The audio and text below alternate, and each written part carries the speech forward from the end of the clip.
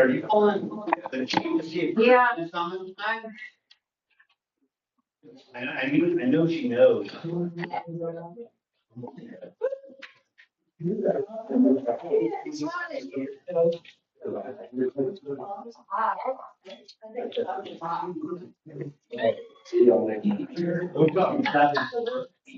Yeah. Where you going?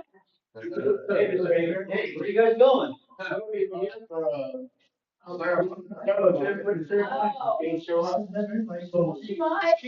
She might be working back there. We're gonna delay the city council meeting for a couple of minutes so we can get. That's the. They're on their way. That's the video. She said they're on their way. Yeah. So, everybody, we're gonna just delay the city council meeting for a few minutes. There was an incident at the poll, and the individuals that are being honored tonight are on their way. So we're gonna delay just for a few minutes to allow them to come. Give me time to come back.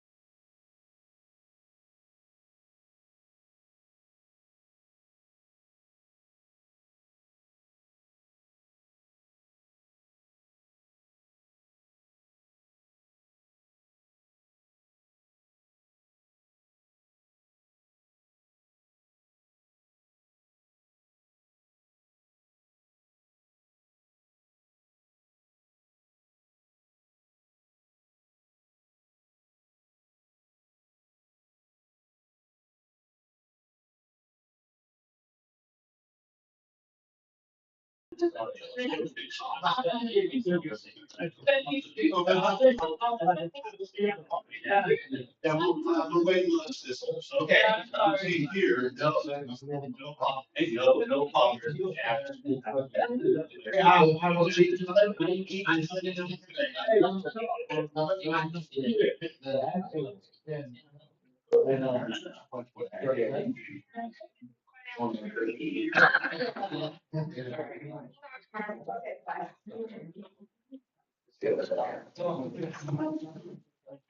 Yeah. They snuck in.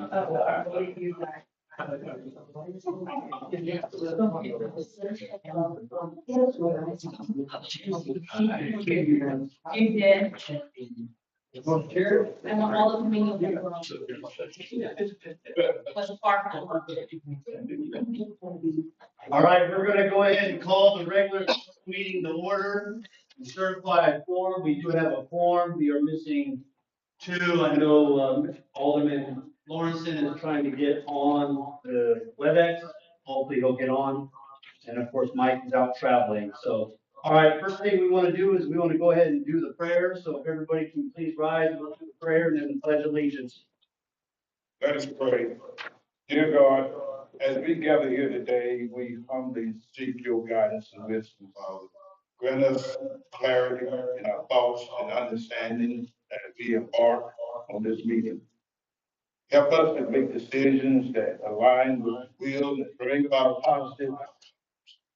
These things we ask in the wonderful name of Jesus. Amen. Amen. You got to get to the faculty. Allegiance to the flag of the United States of America and to the republic for which it stands, one nation, under God, indivisible, with liberty and justice for all. Thank you. Please be seated. All right, Linda, could you go ahead and please read the treasurer's report? It's stapled to the back.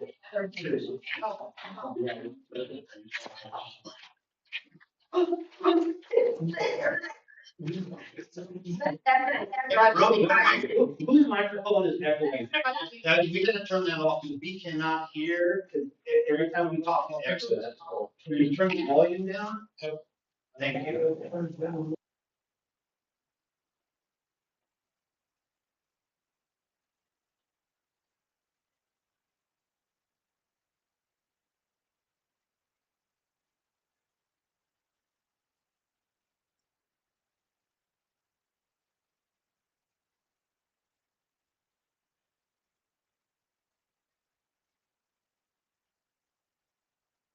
In the amount of $150,705.12. Payroll for May 23rd, 2025 is $267,237.83. We have two monthly bond payments totaling $44,380.62. Grand total payable checks, payroll, and bond payments $418,545.04.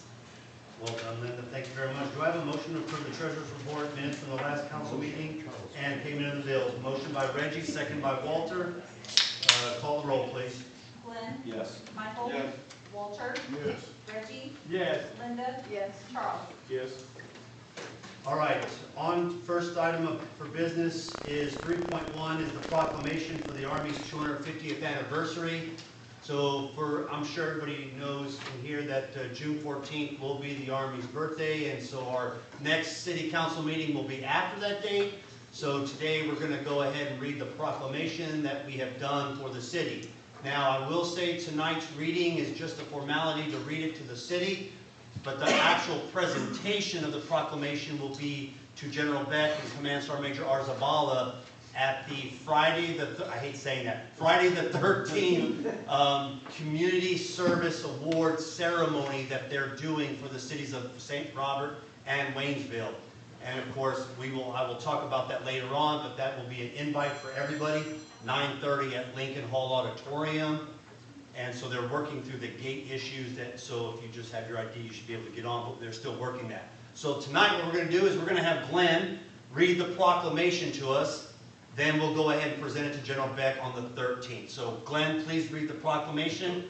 I think we should, we can remain seated. You stand and speak though, please, Glenn, because we want to see your pretty face. But everybody else, please remain seated while we read the proclamation. Thank you. Proclamation.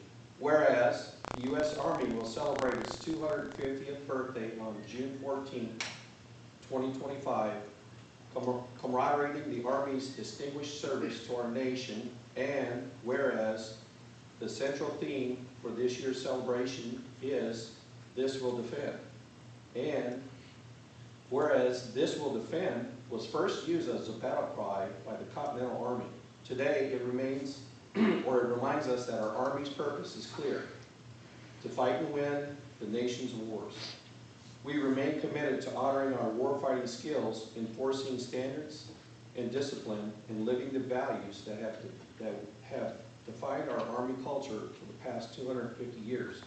And whereas we enter 2025, the Army's 250th birthday, we will be celebrated with a series of commemorations including leadership, engagements, community outreach, events, and other events showcasing Army units, history, lineage, and esprit de corps.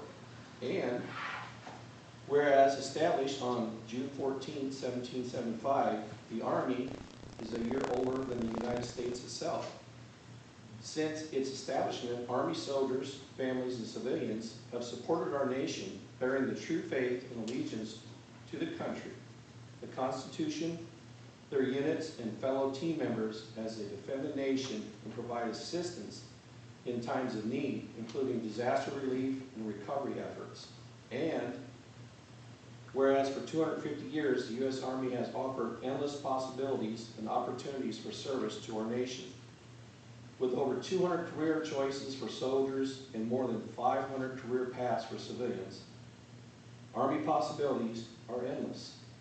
The Army helps create a sense of purpose through personnel growth and professional development, empowering soldiers and civilian employees to be part of something greater than themselves and to be all they can be. Whereas for 250 years, soldiers have proudly served our country and protected its people, with our oath to support and defend the Constitution as our guiding principle, said Sergeant Major of the Army, Michael R. Weimer. We continue to stand ready to respond to the needs of the nation and to fight and win when called upon. This will defend. And therefore, we proclaim June 14, 2025, as the Army's 250th birthday in St. Robert, Missouri. I, James Breckenridge, Mayor of the City of St. Robert, proclaim June 14, 2025, as the Army's 250th birthday in St. Robert, Missouri, and commence its observance to all citizens.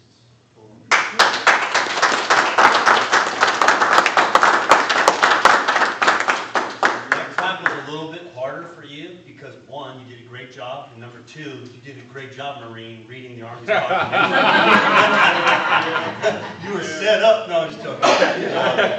Great job, and thank you very much. You can lead us in the Army song later on, okay?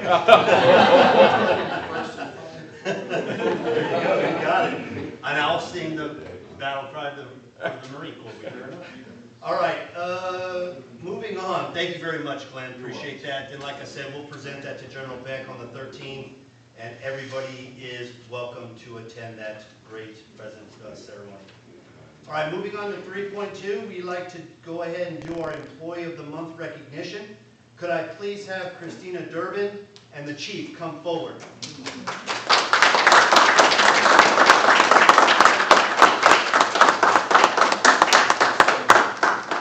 Not forward, in front, like, let's do it right here. That way we can kind of come over here forward.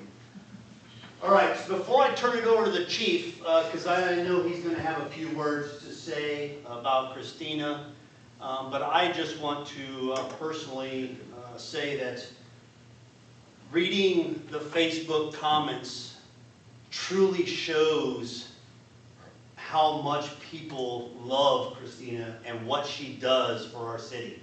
Right, think about it, 16 years with us so far, 14 of those have been with the dispatch supervisor.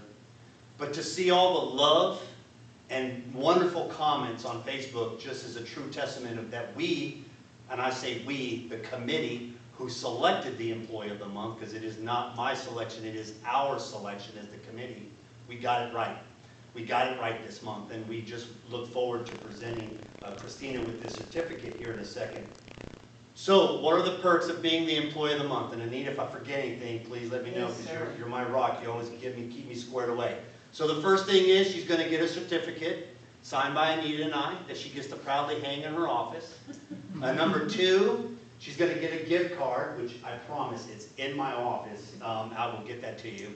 A gift card to a local establishment, courtesy of me. She gets a free parking, or not free, but she gets a VIP parking spot for the entire month of June. And it's already June 2nd, so we owe you a couple extra days. Of course, the Facebook recognition was a huge hit. I mean, that was awesome. And what did I miss? That's it. That's what she gets as the Employee of the Month. 8 days off, Oh, 8 hours off. And she gets a day off, 8 hours off at the discretion of the chief. I learned that in the military, at the discretion of the chief. But yes, she gets all of that, plus recognized tonight in front of the city council, which is very appropriate for our city employees who do so much for us, and we cannot thank each and every one of them that does something. So Chief, the floor is now yours before we do the official presentation. Thank Please. you, Mayor Breckenridge. Yes, it has been quite an honor, and 16 years ago when we got her, I knew we were getting an experienced dispatcher. We got her from county, and we heard her on the radio. We knew what we were getting. I did not have any idea, because we already had a dispatch supervisor at the time, that she would be thrust into that role that quickly. And I had to make a decision, and I know, undoubtedly, I made the correct decision. Every job back there is stressful. Some of them are more stressful than others. She happens to be in one of the more stressful than others category, and she handles it, makes it look easy. The amount of dispatchers that she has trained over these last 14, 16 years is incredible. They're not just with us, they're spread out through Pulaski County. We even have them in Phelps County. So her footprint is wide in the telecommunications, or I should say the emergency telecommunications industry, and we couldn't be luckier to have her. And on a side note, I've not only got to watch her grow as a dispatcher, as an employee for the city of St. Robert, I got to watch her be married and become a wonderful wife. I got to watch her have 2 wonderful children who we didn't think was going to happen, so we all prayed, and we were very fortunate that she's had 2 wonderful children. And so I think more so than any of that other stuff making my job easier is to watch such a fine person grow and develop. And it's been a real honor, Christina, and I couldn't be happier, and you deserve this.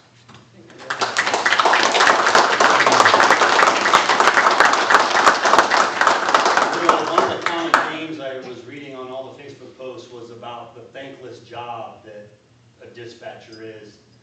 And it kind of made me reminisce a little bit about my days on patrol, especially this one particular time where I had pulled over someone who was wanted for murder. And if it wasn't for the dispatcher being so calm, I think I probably would have freaked out. And so I have a special place in my heart for dispatchers, because they're the calm under the pressure when the officer is stressed out and there's a lot going on. So I can definitely understand what she did, what she affects on the other end. Tonight, Christina is joined by her sister, so thank you very much for coming. That's awesome. And so now I'd like to go ahead and officially read the certificate. So it's Employee of the Month for June of 2025. Congratulations to Christina Durbin, recognized for your outstanding performance and dedication. And this certificate is good for 8 hours of vacation. We need to add it to discretion of the supervisor here. Good for 1 year. It has an expiration date. Signed by me and Anita. So congratulations, Christina. Thank you very much.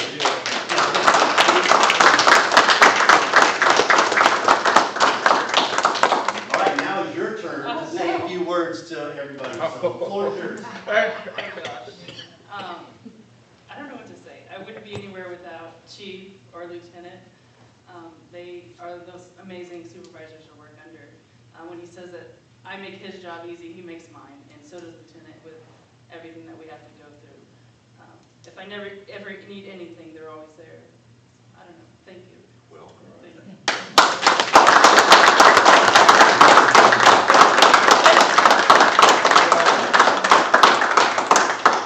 All right, always great recognizing excellence. Chief, are you leaving? no. Oh, okay, all right. I was gonna say, make sure I get my gift card to you before I leave. It's in my office. Okay, the next item up, before I get to 3.3, just want to quickly do a shout out. Tim is without his team from Waynesville. Today, they're all, what are they, on summer break or something? What do we let these kids do these days, right? So you're here all by yourself, so thank you very much for you to continue doing that, so as always. All right, moving on to the important business, 3.3. This is an ordinance approving appointments to the St. Robert Planning and Zoning Commission. Anita, you can go ahead and quickly brief everybody on this. These are for 4-year terms.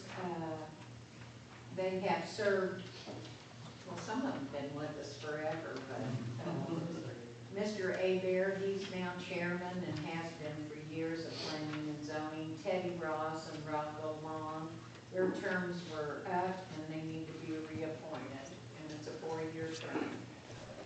All right, any questions from the city council members? All right, thank you very much. Carrie, can you read it as a bill, please? Bill number 25-054, an ordinance approving appointments to the St. Robert Planning and Zoning Commission. All right, can I get a motion? Motion by Glenn, seconded by Michael. Clarification, discussion, call the roll, please. Glenn? Yes. Michael? Yes. Walter? Yes. Reggie? Yes. Linda? Yes. Charles? Yes. Second reading as a bill, please. Bill number 25-054, an ordinance approving appointments to the St. Robert Planning and Zoning Commission. All right, can I get a first motion? Motion by Reggie, second by Linda. Clarification, discussion, call the roll. Glenn? Yes. Michael? Yes. Walter? Yes. Reggie? Yes. Linda?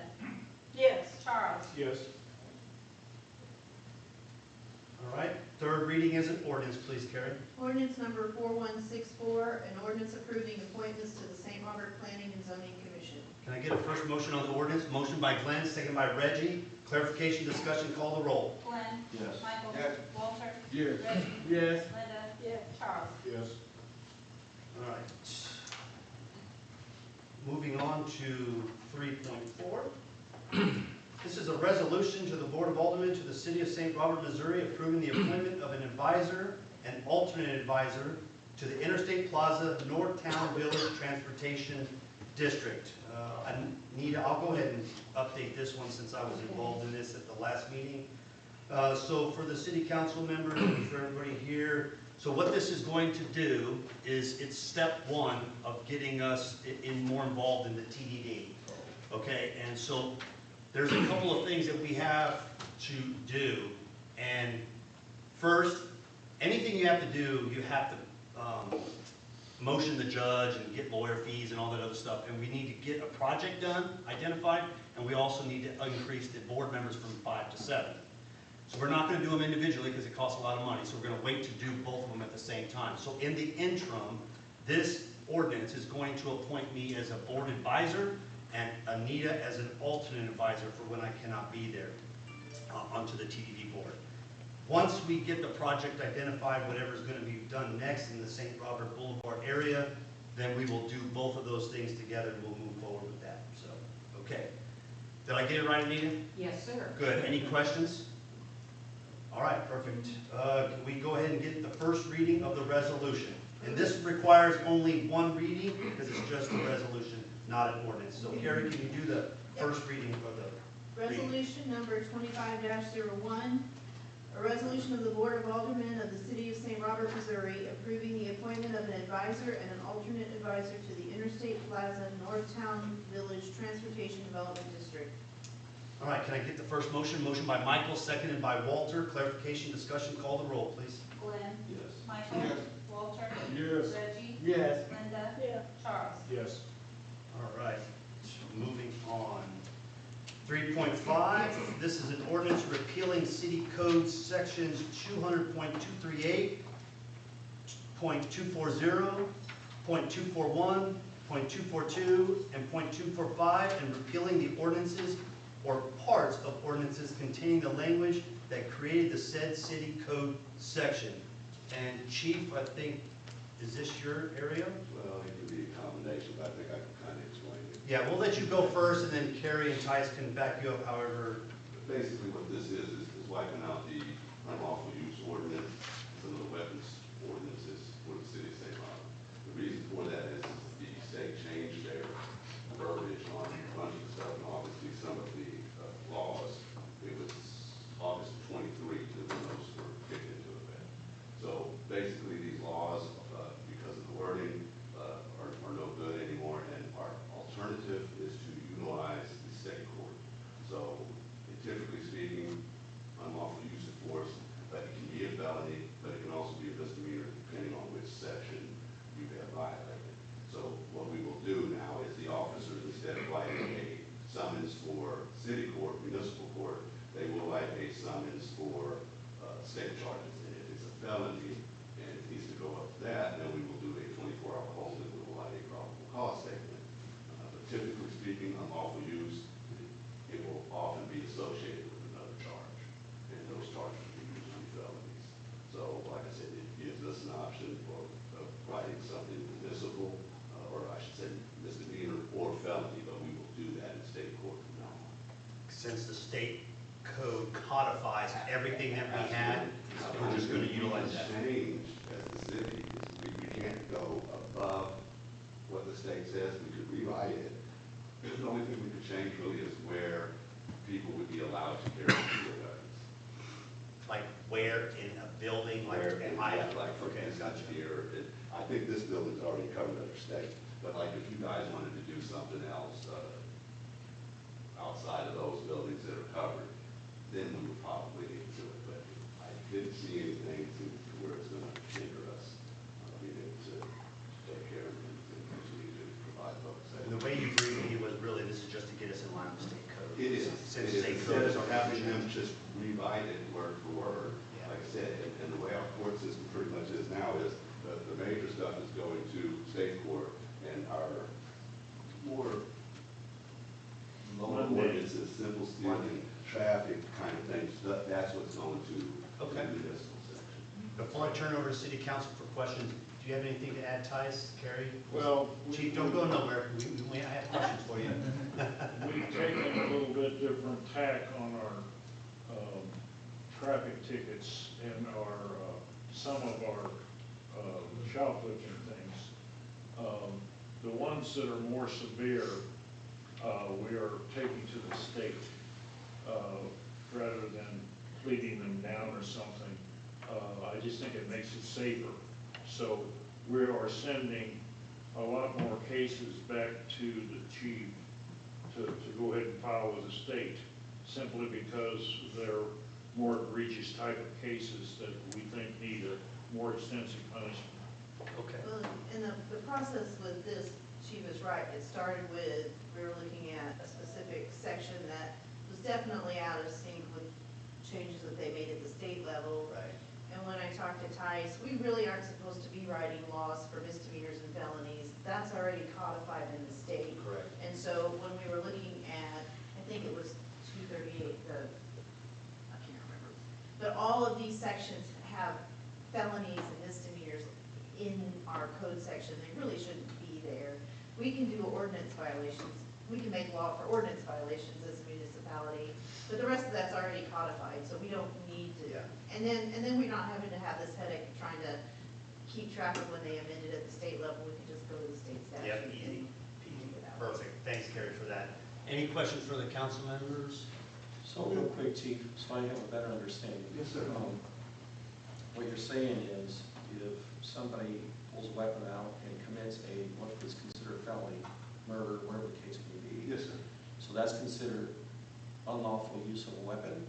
Well, parts of it would be unlawful Yes. use, correct. Especially if Here's they what I'm were asking. in a drug or if they were intoxicated. Sure. But in a self-defense case, is this law, this change going to affect anything? No, sir, it would still go to the state court.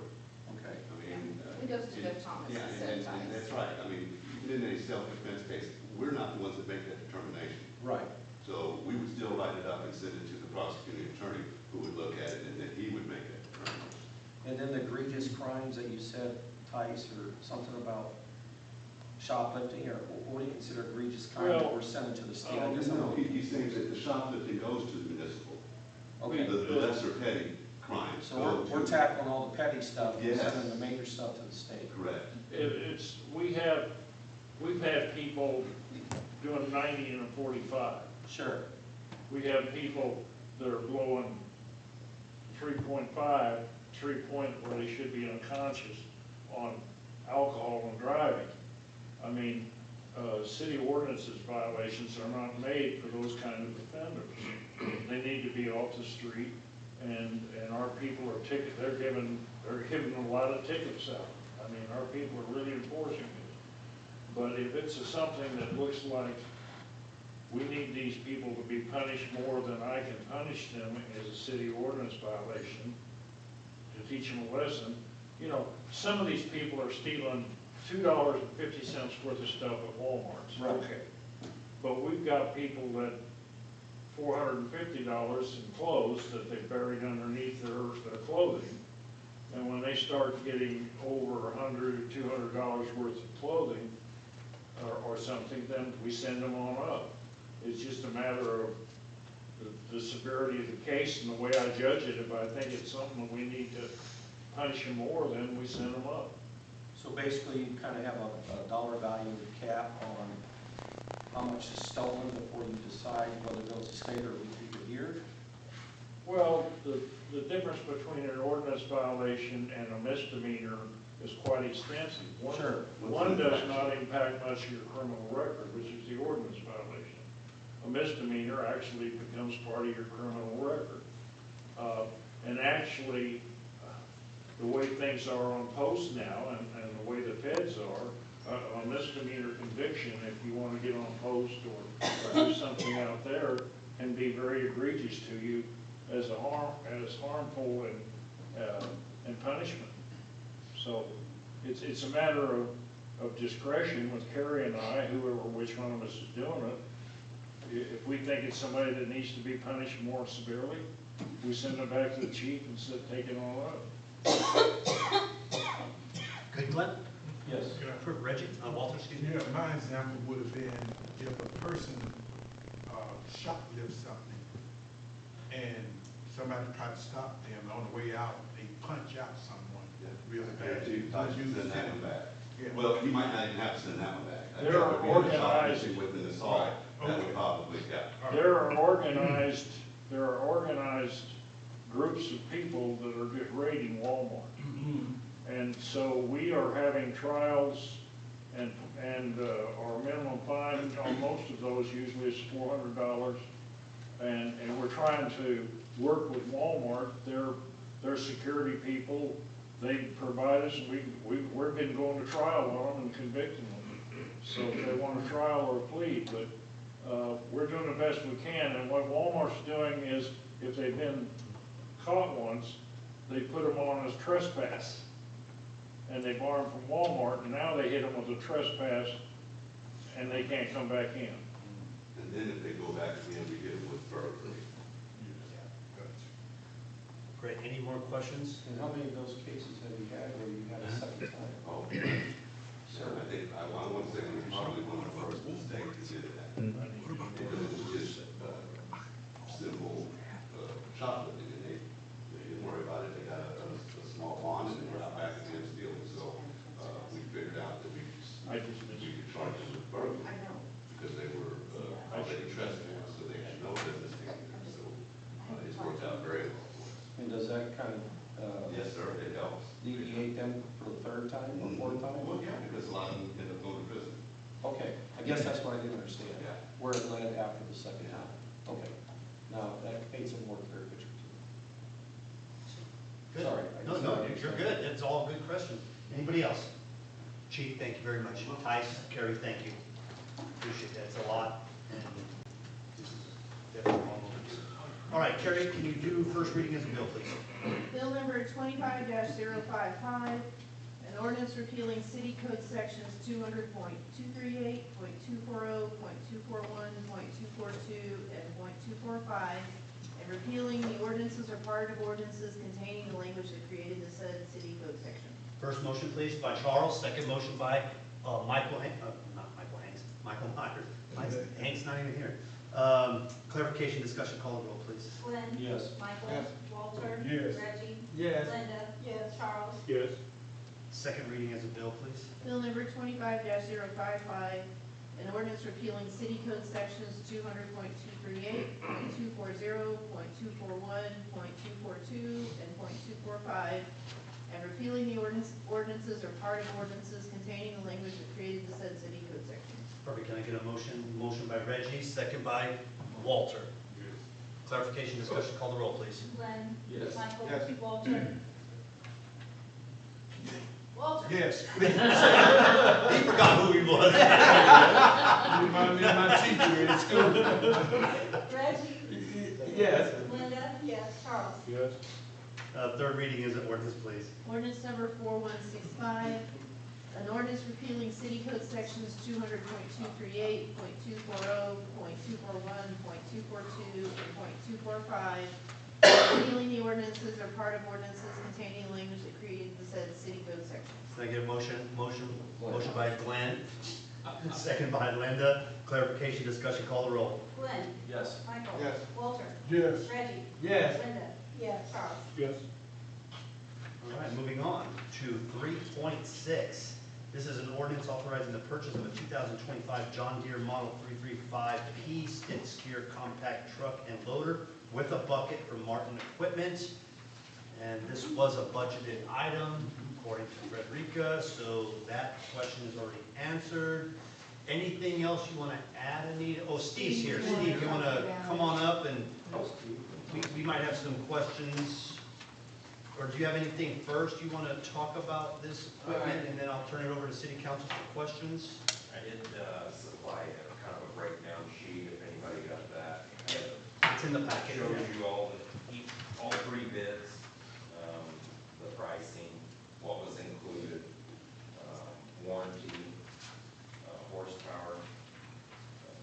I try to break it down as much as I can, so you guys can sit through all the specs.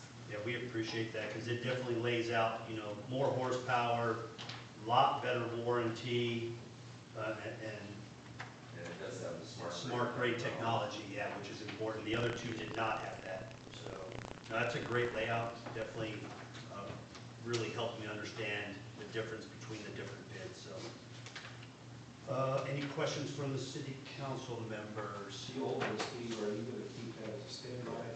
Well, it's not really a standby, we have so much work for a skid steer that we'll be utilizing both. Use both.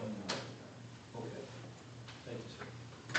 How old is the oldest one? It is a 2018. Perfect. Any other questions? Well, what I appreciate is having it already approved on the budget. I like that you put it on the budget, this is what I want to get, and there's no questions in when it comes time to buying it. Yeah, we appreciate the Wage and Finance Committee for identifying that and making sure, because that is definitely the first question everybody asks, is it on the budget? And so it was, so that's the way it's supposed to be, so awesome, thanks. Anybody else? Thanks, Steve. All right, Carrie, can I get the first reading as a bill, please? Bill number 25-056, an ordinance authorizing the purchase of a 2025 John Deere Model 335P skid steer compact track loader and bucket from Martin Equipment. All right, can I get a motion on the bill? Motion by Reggie, seconded by Gwen. Yeah, Gwen. Clarification, discussion, call roll. Glenn. Yes. Michael. Yes. Walter. Yes. Reggie. Yes. Linda. Yeah, I just want to know how much it will be without the bucket. I'm just. Yes. I will add that all three of them did have the bulletproof glass on the front that's required for our brush cutting equipment. So, And Charles. That's when he read it, he said with bucket. I said, oh, wow. That's important. Second reading as a bill, please. Bill number 25-056, An ordinance authorizing the purchase of a 2025 John Deere Model 335 Since skid 2018. skid steer compact track loader and bucket from Martin Equipment. Can I get a motion? A motion by Michael, seconded by Walter. Clarification, discussion, call the roll. Glenn? Yes. Michael? Yes. Walter? Yes. Reggie? Yes. Linda? Yes. Charles? Yes. Third reading is an ordinance, please. Ordinance number 4166, an ordinance authorizing the purchase of a 2025 John Deere Model 335P skid steer compact track loader and bucket from Martin Equipment. Motion. Motion by Charles, seconded by Glenn. Clarification, discussion, call the roll. Glenn? Yes. Michael? Yes. Walter? Yes. Reggie? Yes. Linda? Yes. Charles? Yes. That was the last one, yeah. Okay. 3.7, an ordinance authorizing the mayor to execute authorization 2B between the city of Waynesville and the city of St. Robert and Burns and McDonald Engineering Company. Anita, help me out on this one, This please. is for, Mayor, this is for professional services during construction. It would be like for the karst mitigation, site, civil work, FAA paving, all of them have standards. And it'd be stuff we wouldn't understand, so you have to hire a professional engineer to do services for you during the construction. Was the city of Waynesville required to do an ordinance too? Yes, Yes, okay. each of us will. Okay. So both cities will be using the same person, is that what you're saying? And then the mayor will sign his, and then I'll send it over, or somebody will, and the mayor will sign, the Waynesville mayor will sign ours, so we'll have one. And then there is a program called DocuSign for the government, and so there's a list that everybody goes down. It goes to the mayors, they sign, then it goes to the administrators, and then it goes to the attorneys to sign off on. And just one more time, just in layman terms, what really is, why Do is what? Russia? In layman terms, just kind of tone it down, what are they doing for us again? Why don't we contact? They're doing all of the site observation, everything that's required by the FAA. And it's all engineering. Airport. I got it. I've probably heard that. Yeah. I'm like, Yeah, it's not the cities yeah, that require that's it, what, it's all by. I heard FAA, now I Right, got it. it's all, you know, we got all this Sure. grant money, so it's having to meet those grant Yeah. requirements. This 2B annex, they take care of all that stuff. Okay. We don't have to worry about, they're the specialist in it, and they deal with all the observations and the sites and all that other stuff. Just have a walk. Yeah. You excelled at the beginning, and it's like big downhill from there. Okay, any other questions before we move on? Okay, Carrie, can we get it, first reading as a bill, please? Bill number 25-057, an ordinance authorizing the mayor to execute authorization number 2B between the city of Waynesville, the city of St. Robert, and Burns and McDonald Engineering Company Incorporated. All right, can I get first motion on the reading of the bill? Motion by Reggie, second by Linda. Clarification, discussion, call the roll. Glenn? Yes. Michael? Yes. Walter? Yes. Reggie? Yes. Linda? Yes. Charles? Yes. Second reading as a bill, please.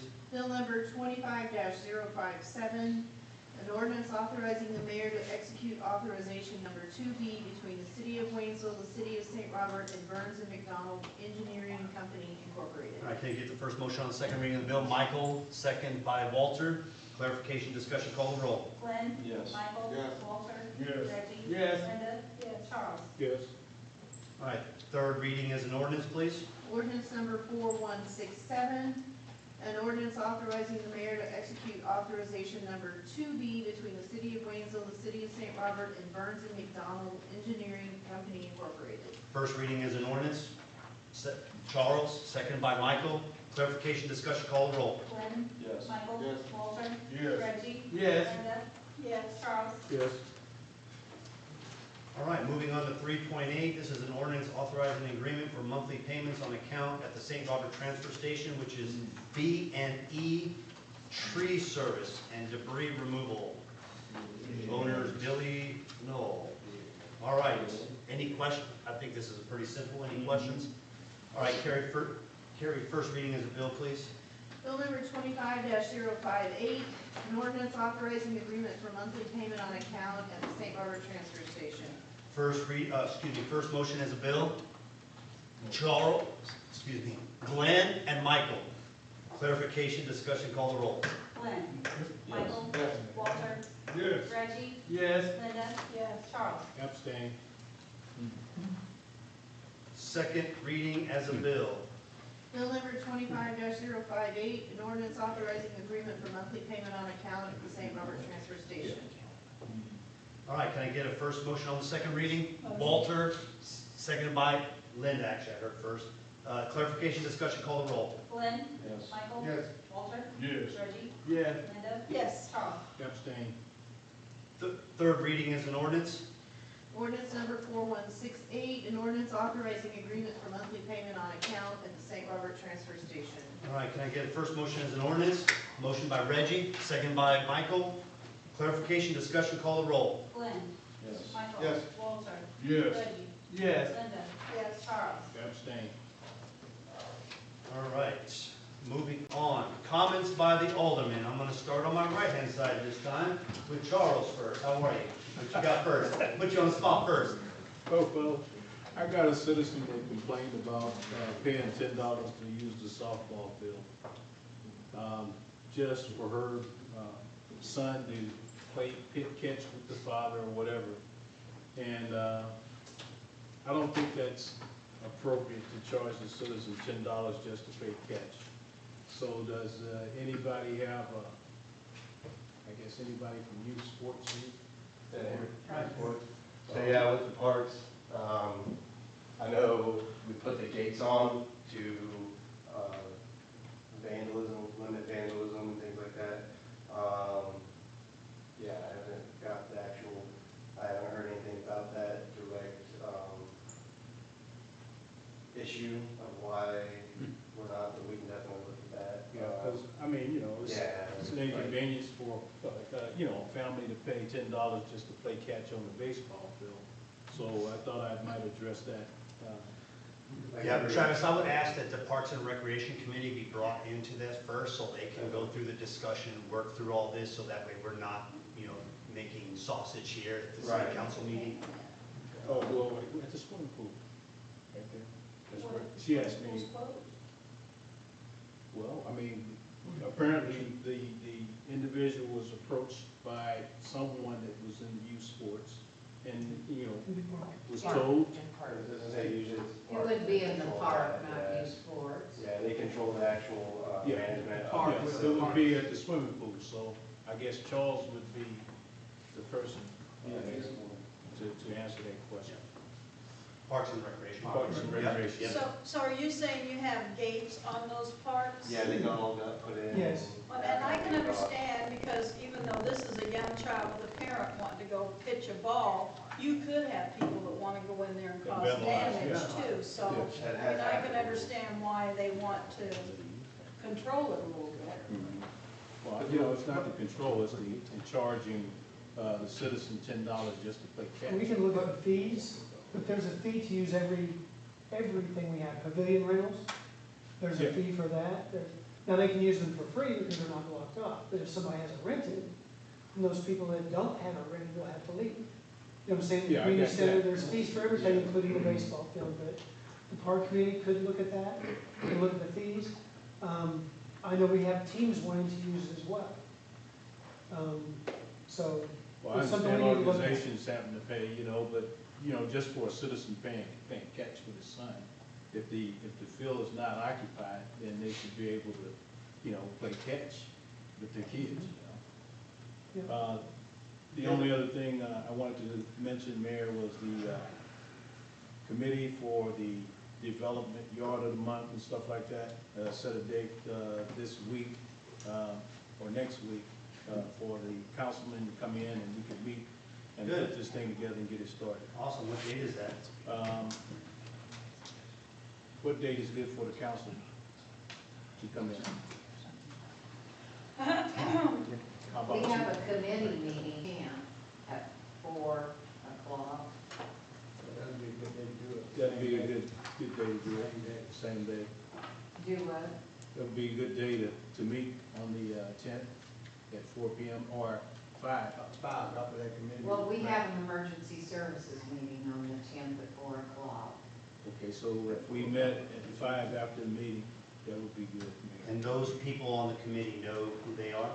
Well, the councilmen have to come in, and then we can put together, Well, the emergency services committee is only an individual, so if you're looking for specific folks to be on your committee to identify yard of the month and stuff, we just need to identify who those folks are, whether they're volunteers or voluntold, you know, Yeah, type thing. And so I just think we can talk to the aldermen, city council members, figure out who wants to be on this committee to go out there and grade, you know, the yards, and so we can get the yard of the month identified, so. okay. Yeah, because I don't know if we want to tie it in with the emergency services, because only a select few folks come. Does that make sense? Yeah, that makes sense. Yeah. I was saying, you know, well, I'm on the emergency management committee. I was saying the other members that are not can come after. Sure. And After the emergency Okay, service, I after the understand. emergency, he Okay. said come after emergency service. All right, so we'll set that committee for 5 o'clock then. Charles, get with Anita afterwards, so we can set that up, and so that way we can get that committee going. All right. Because, I mean, we're already June, 3rd, and we want to get that done. Even if it's a short selection, we still want to select a yard of the month in each ward. Yeah. So we just gonna tend to say 5 o'clock. Yeah, 5 o'clock. Okay. Yeah. Okay, perfect. Anything else? That's all. All right, great, thanks. Linda? No, the only thing is just because Mr. Abear reminded me the chimney people are having their dinner on the 9th. The Historical Preservation. Historical Society, that's what it is. Yeah, Of August. that's 9th of because, August. 9th of August, yep. At 6 p.m. And the tickets are $30. Okay, anything else on that? don't think so. All right, Reggie? Just want to thank everyone here in the council and the city employees for all you guys' prayers for I told you about my nephew who was in the hospital, 17, and his heart was bad and he couldn't go home.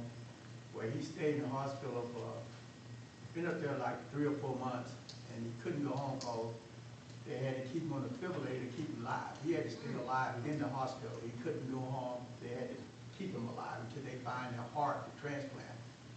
2 weeks ago, I called Walter and told him about it. They called on a Saturday and said they had a heart and they had to do surgery that Sunday. And because they had the heart. And so me and the wife went up to St. Louis to the hospital where he was. And I never knew about a heart transplant, so I just wanted to share that with you guys.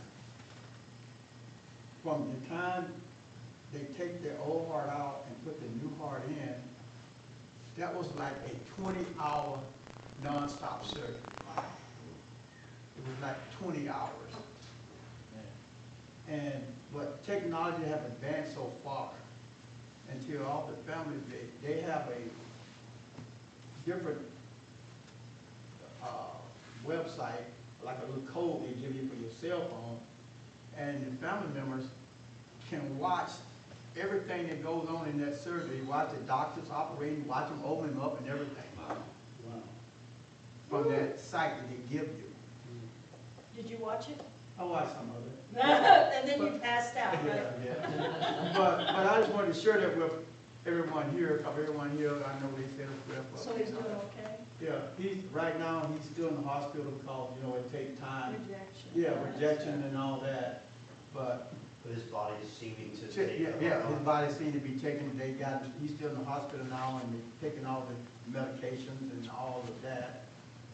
But I just wanted to share that with everyone, and when they told me about the surgery and I went up there, I had no clue it was gonna be like 20 hours straight through. Yeah, that's a lot. Well, we will continue saying prayers for you, Yes. for you and your family, and I hope that everything continues to go well, so thank you very much for sharing that. Appreciate it. Anything else, Reggie? No, that was it. Awesome, thank you.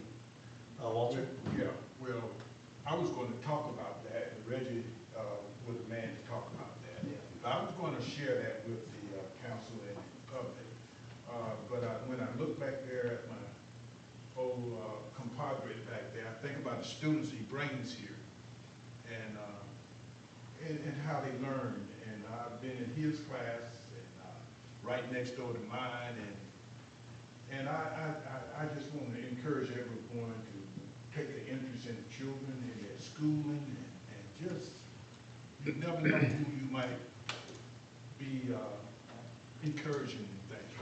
Now, with Michael, I failed. I must have but out of that grew a lot of love, so I appreciate the opportunity, but I appreciate you. Yeah, thank you very much for that, and we will give you credit for Michael. Michael? You know how to come now. You're gonna blame it all on Walter? Yeah. No, okay, awesome, thanks. Glenn? Yeah, I guess I have one thing for now. I'm still a little fuzzy on ordinance 17-159 that we need to send out from our last meeting in regards to aldermen being notified or city council members being notified of committee meetings. Okay. So maybe somebody can give me a little more clear insight. It says in paragraph D, any member of the board of aldermen of the city of St. Robert who attends a committee meeting is allowed to become an alternate committee member and vote and approve on the issues presented to the committee in the absence of a member of the committee in order to provide a quorum. So my question is should we still be notified to show up just in case that happens, or do you call when somebody doesn't show up so you get a vote? Well, I will say, what I want to do is Anita's gonna email all the aldermen whenever there's a committee meeting. We're just gonna let everybody know. We're not gonna we're gonna just keep the transparency clean and open. But what's happened in the past is the chair of the committee will make sure that they have a quorum before they form the committee. Because that committee is specifically designed to do that, right? And so we've never had a problem of not having enough members to pass anything. So I don't know why this keeps coming up, but it doesn't matter. What's important is communication and transparency, and we're just gonna email all the aldermen of when the city council members are. Yes, Tice?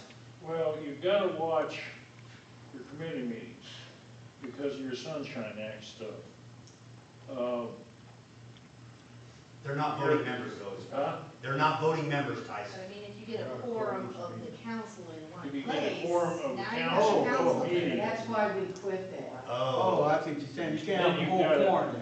Then you've got, well, it's a matter if you keep, do you keep close minutes? If you do close minutes and you keep careful minutes at your committee meetings, then I'm not so worried about the Sunshine Act and the quorum. Yeah. But realize that communications between you, emails, all of that spread out and everything, except for some exceptions, right, are subject to the Sunshine Act requests and production sometimes.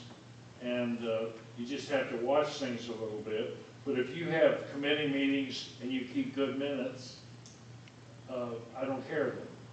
Yeah, they do good notes and stuff like that. And I understand that if every alderman shows up to a committee, now it's a city council meeting. So I definitely understand that piece, and we'll have to figure a way to not do that. It's a non-scheduled council meeting, actually. Yeah, we don't want to do that. We want to keep it as a committee meeting, and that's what it's for. So, yes.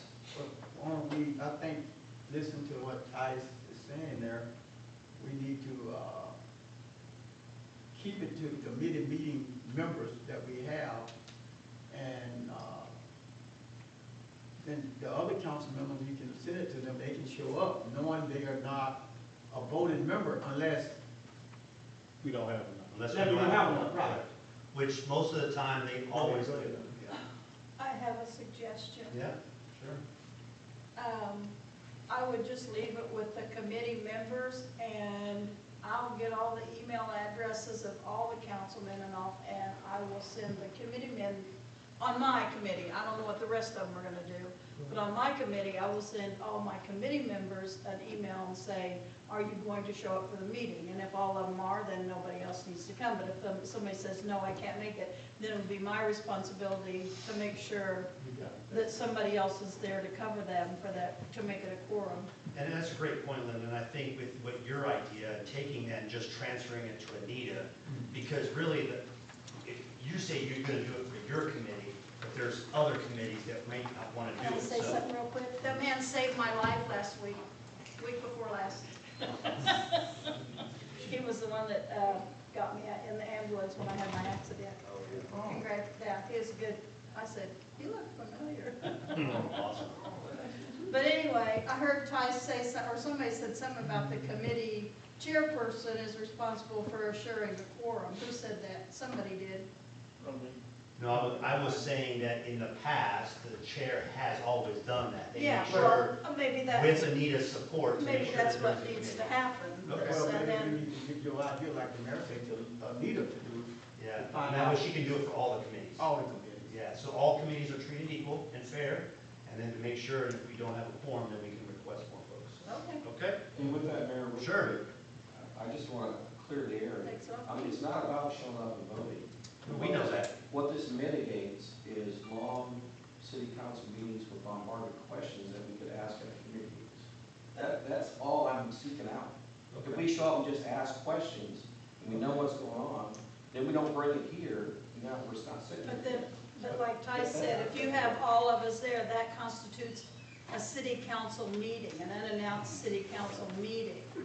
And that's Then not how do we always, share the information, because it's not getting shared, that's the whole point. well, Well, at we the- share it we with don't you have an at the answer. council but meeting. At the council meeting, But then we ask questions at the council meeting. Yeah. and that's the way it That's should what it's- work. that's what it's That's the for. way I it should work. I was told and understood that meetings need to be, questions should be answered prior to the meeting. No, that's No, not no. true. No. That is why I make a concerted effort to let the city council members ask their questions, because if you go to all the committees, let's say you go to all of them and you know everything behind it, you don't ask no questions, the questions that you might have had, Walter might need that question, right? Because he might not ask it or might not think of it. So it's good dialogue to have for questions, and we are open to let it happen, so. And not only that, it lets people out there know what's going on instead of us just coming here and saying, we discussed this in the finance meeting Yep, and and, approve it okay, and we move out. approve it. Yep, no, absolutely, that's a There's a great point. discussion to let people know what we're talking about. That's a great point.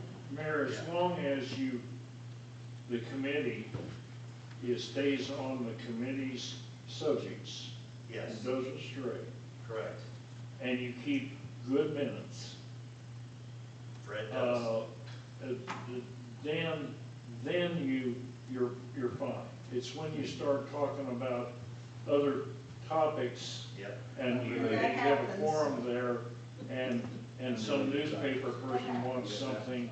If you stay on topic, got the minutes, you're usually okay. Got it. Perfect. Thanks, guys, appreciate it. Great point, Glenn, thank you. Anything else? Okay, moving on. Comments by the administration. Mike, please, come on up. Oh.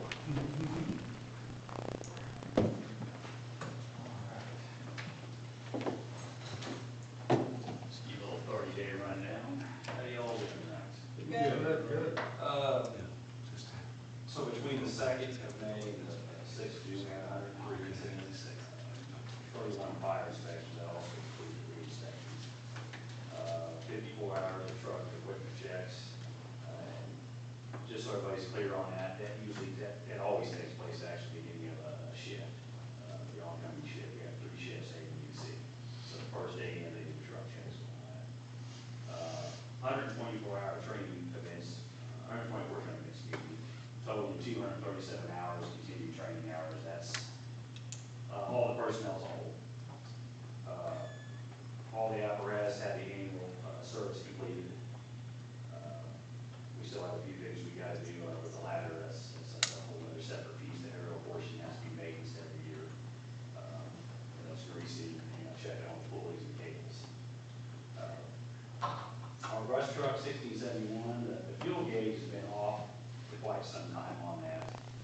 So we had to have that replaced. That was done yesterday. We had dropped the fuel tank, and the fuel sitting in that fuel tank. information into that. I think I mentioned last go around that we had 5 personnel that actually completed the driver board class in Rolla that they hosted at the City of Rolla Fire.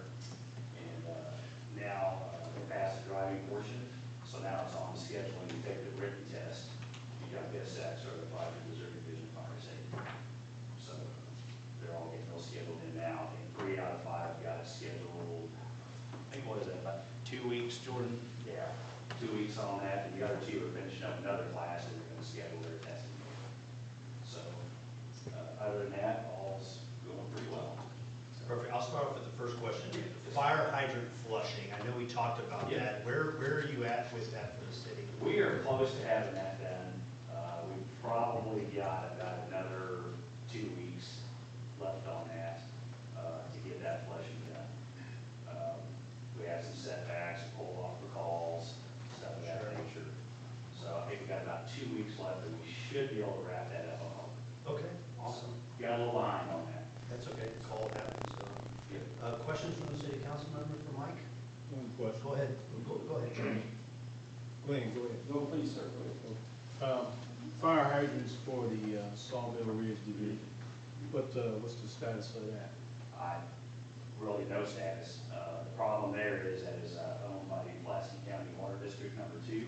Mm-hmm. So there's no control over that. And the other problem is if we could get them to put hydrants in there, which would be phenomenal. But the other problem is you have a 6-inch main coming off the Y highway leading into a 4. I believe that's right, isn't it, Steve? If I remember correctly. Yeah. Yeah. So that's me and you talked about this a lot over the years. I don't like that situation either. But it kind of is what it is unless we can talk to the water district and, maybe get us to play ball. I don't like it either.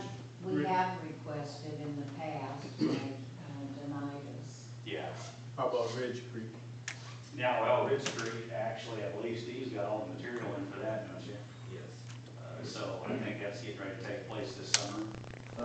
From what I understand, our engineers will finish up design sometime this summer and then put it out for bid. Anita probably knows more about that than I do. I got one follow-up for Steve. Hold on, Anita, do you have anything to add to that?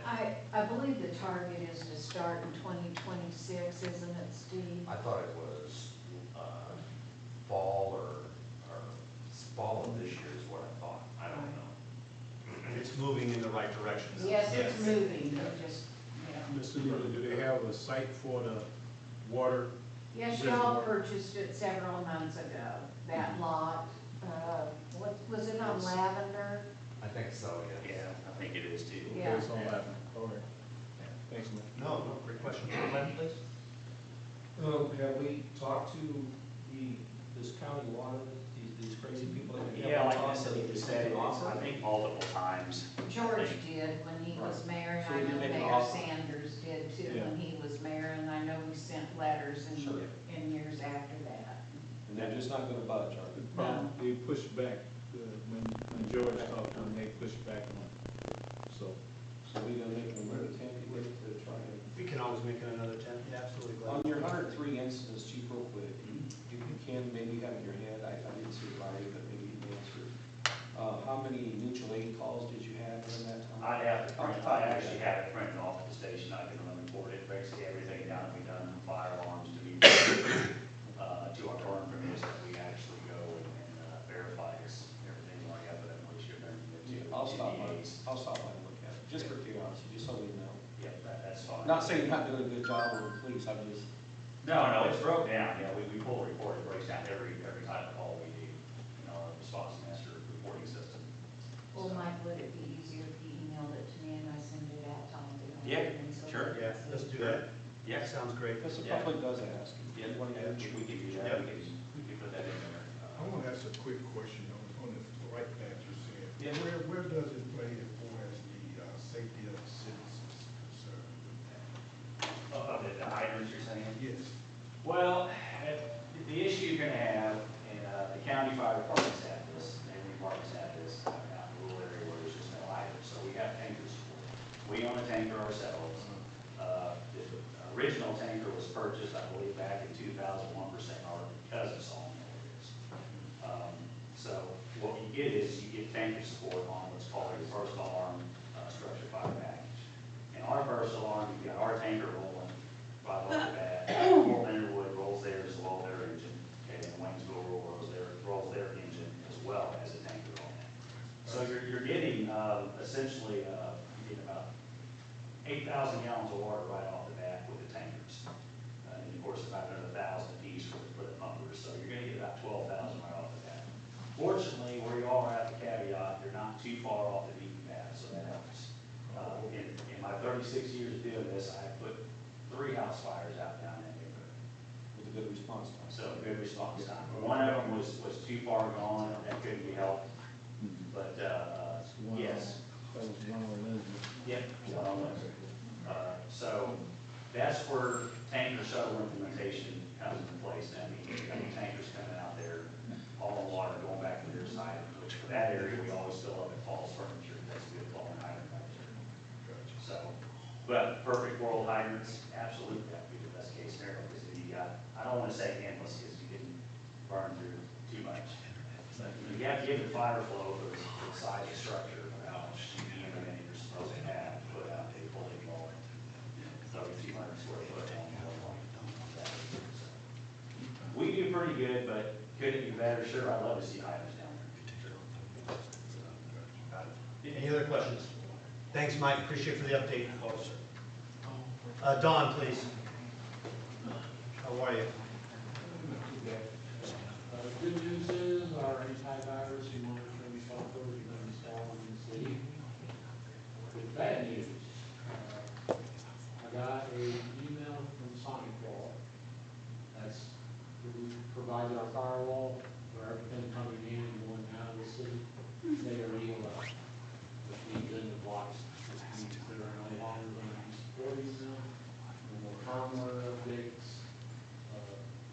So I did put it in budget for last year, but we were on a spending freeze, so I couldn't buy it last year, so hopefully it carried over to this year.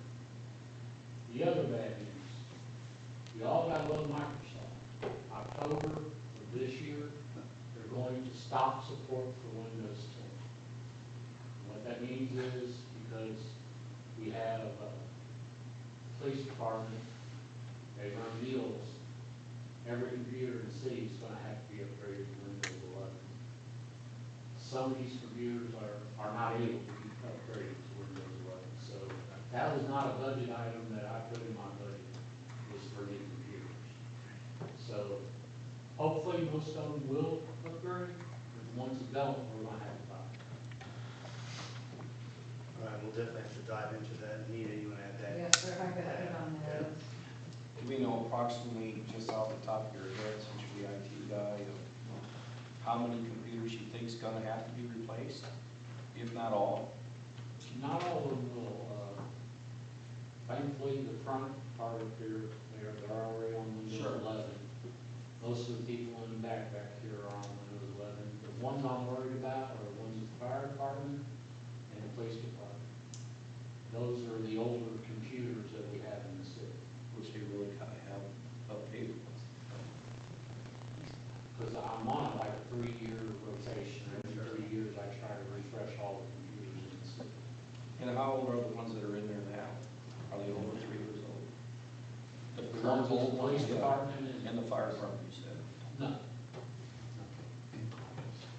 Don, just get all your stuff, lay it out, get it to Anita, we'll get it to the Wage and Finance Committee, we'll try to find some funds, we gotta get that done, so obviously that's important, so. Okay, anything else, Don? No. Awesome.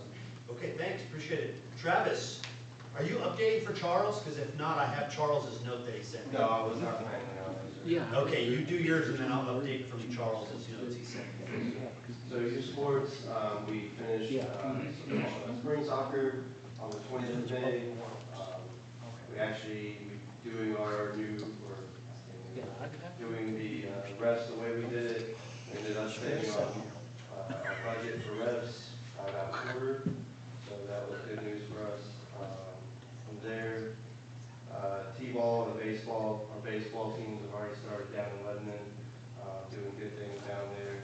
And then flag football, we're doing the coaches meeting tomorrow night, and then we will start next Monday, or this coming up Monday, with flag football first practices. Awesome, thanks Travis, appreciate it. Just a quick update from Charles in regards to the pool. I know it's not his week to brief, but he sent it to me, so I figured I'd share it with everybody. You know, obviously this weekend was the first weekend they were open, and they had over 800 people come through the gates of Tiger Typhoon and sold over 40 family passes alone. They took in over $2,000 at the concession stand as well. Yesterday was busier than both Saturday and Sunday. And Monday, the admissions did, they took in over $4,200 in sales and passes sold. So they're doing a great job out there. The lifeguards, he wanted me to personally recognize head lifeguard Madison Cox for her calmness and professionalism while they were dealing with the incident. So he has a great group of life and rec aides, so I'm just very proud of him. So anyway, that's the update from Charles. Fred, any updates on finance, please? Well, I have the sales tax numbers in. Your general sales tax for the month of April is up 2%. Your capital improvements is up 2%. Your public mass transportation is up 2%. Park sales is up 2%. So we're up 2%. Our sales tax numbers coming in is up 2%. For the month of April. For the month of April. I'll have May's information the end of this week, first part of next week as far as sales tax goes. Appreciate it. Thanks for having that information and briefing us on where we at. That way we can, you know, especially kind of gauge if we need to, if there's any issues. So appreciate that. Any questions for Fred? All right, real quick, before I go into my closing comments, because we don't have anything for close, correct, Anita? Correct. All right, perfect. Anything from the head table? Mark, anything to update? Fort Leonard Wood sanitation has been going a month. Been doing a great job out there. Nothing but compliments is what I'm hearing from Fort Wood. They really like the professionalism, getting things done that they've been doing there. Just to kind of reiterate on Charles, one of the things we added at the pool this year was a second cash register. So now all the rec aides are able to bring up items. It helps us with the inventory. It helps us with sales, that type of thing. Up to the minute, I know right now we sold $17,000 worth of goods down there. They'll tell you that we've sold 75 hot dogs. So that way it helps with inventory, it helps with stock, it helps with knowing what our orders are. So stepping in that direction has really helped out the pool for planning. And at the end of the season, we'll be able to look at our numbers and know exactly which direction to go for next year's planning. So thank you guys for doing that. Appreciate it. Yep. Anything else, Fred, on top of the sales tax stuff? Just know that we had a pretty interesting group of co-workers in here last week learning the new purchasing program, requisition program for the new software. It was interesting, to say the least, but we're getting there. The one good thing about it is where it has the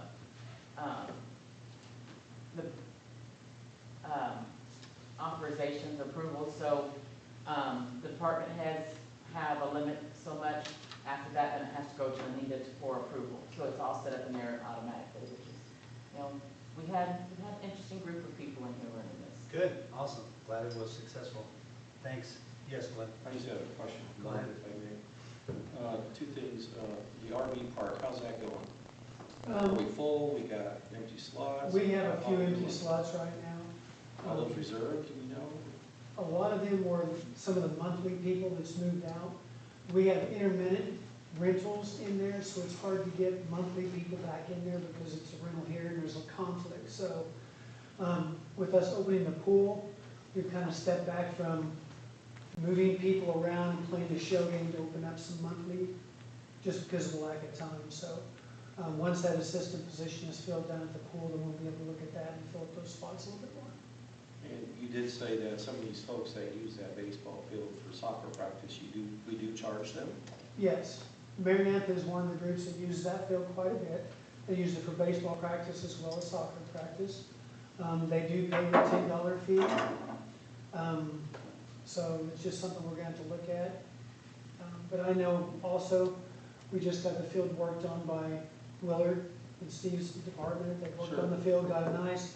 The first weekend after that, it rained on it without the gates, and they tracked mud all over the field, and we had to redo it. And so that's what we're trying to avoid, is we're trying to keep, we've waited a long time to get that field where we want to. We want people to use it, but we also want people to take care of it. So just getting that ironed out on how to open it for people to use it, who's renting it, all those types of things we'll have to address, so.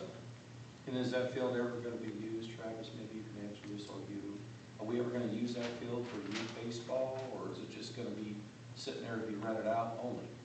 I'm looking at Because we doing put a lot of money into T-ball down defense. there. We had field 2 down in Waynesville. It still hasn't been worked on yet. So we were, there were some issues. We were hoping to get it done like the St. Robert one. But I'm looking at moving that T-ball and all the games for that field up here to St. Robert. Okay. And I know in the past, the lights were already approved, having them installed was, we're not there yet. Once those lights are installed, then we'll be able to use that a little bit more, but right now it's only until about 8 o'clock, you know what I'm saying, because the sun goes down, so using it for youth sports is one thing. One of the other concerns about youth sports, and Travis can attest to this, is families have multiple kids in sports at the time, so one of them might be in Waynesville, and it's hard to have the other one at St. Robert when one parent's trying to run the practices and stuff, so it's just a scheduling thing we gotta look at, and, but no, our plan is to use that field more. Okay, great, thanks. Dana? We're in the process of trying to schedule a mid-year review with BPJ for our benefits to kind of see where we're at mid-year. I believe that's going to be scheduled in the next week or two. We're trying to get together with a date that works with everybody.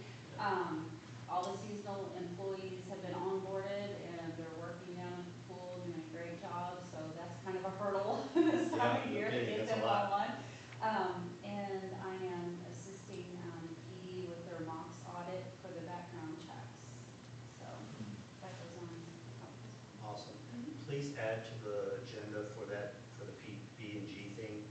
Remember, we discussed about the benefits for the spouse. We were gonna talk about, do we take it away, do we keep it the way it is? We never really had the committee dive deep into figuring out what we want to do in the long term. And now is the time to do that, so we can let them know 6 months out, hey, you need to go find your own stuff, which they probably won't anyway, they can find better stuff. But we need to have that further discussion from the board. So if you could add that to the agenda, that'd be great. Absolutely. Thanks, Dana. Anita? Every 2 years, we have a bond rating review. Standards and Poor is our bond rating company. Next week, we go through the review. It'll last a couple of hours. Ed McCliney from McCliney and Company will be on the call with me and Fred. And hopefully we'll be able to keep our rating that we have now. Do what? Or get it raised. Or, yeah. We've just been busy trying to get the program started and going again, different ideas. We had the Business of the Month last week, which hasn't been announced yet. I was gonna get ready to do that.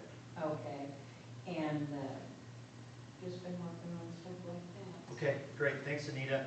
All right, I'm going to be very quick for the sake of time. First off, I do want to thank all those who attended the Memorial Day ceremony on the 26th. It was a beautiful ceremony to honor our service members who are no longer with us. There are so many to thank for the success of the ceremony, but I would be remiss if I didn't thank Stacy and her team for an amazing ceremony. Even though it was only 20 minutes long, it was definitely amazing, right, Walter? Yes, it was. Our June business spotlight of the month, this month, is Grammy J's Glass Etching LLC, which is located at 216 Old Route 66. This past few days ago, we went there and honored her and gave her banner, took a photo, which I will get that published on social media. But they've been serving our community since 2022, specializing in custom sandblasting, etching on glass, metal, and ceramic items. Their commitment to craftsmen and quality makes them a standout local business, and it was great to chat with them. So thanks to all those who came out. Not going to talk about that. We've already hit that. We've already done that. Again, want to reiterate Community Partnership Award Recognition Ceremony, Friday, June 13th, 9:30 at Lincoln Hall Auditorium. This is where Fort Leonard Wood is gonna recognize us with the partnerships between Waynesville and St. Robert. It's open to the public, and they're gonna do a birthday cake cutting right after that. So if you want free cake, come on out. We allow Marines too. I gotta take advantage of it while I can. Before you know it, it'll be the Marine birthday. Juneteenth holiday, city offices are gonna be closed, correct? So we'll make sure we get that announced to the city, that all city offices will be closed on that day. Lastly, I just want to let everybody know that CASA, the court-appointed special advocate of South Central Missouri, has moved into their new home right here in the Municipal Center in Suite 103. Their mission for Pulaski County is to provide trained, qualified court-appointed volunteers to give abused and neglected children a voice in court and advocate for their best interest.